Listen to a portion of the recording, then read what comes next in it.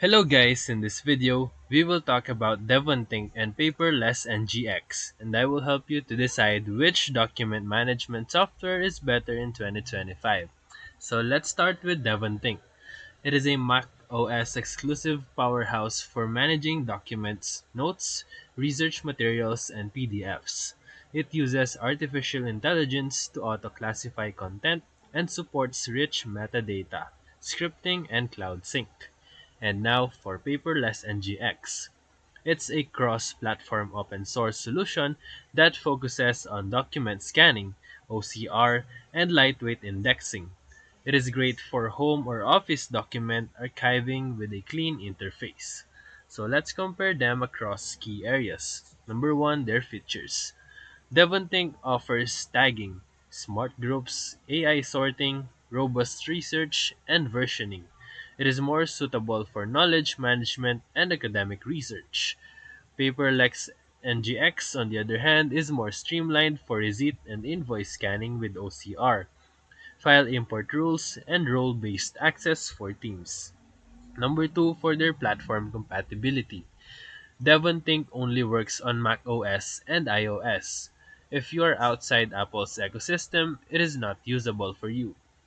While Paperless-ngx works on Linux, Mac OS, and Windows through Docker and can be hosted on local servers or NAS setups. Number 3, ease of use. Devonthink has a steep learning curve but offers rich tutorials and community support, while Paperless-ngx is much simpler, although setup might require basic technical knowledge due to the Docker deployment. Number 4, their cost.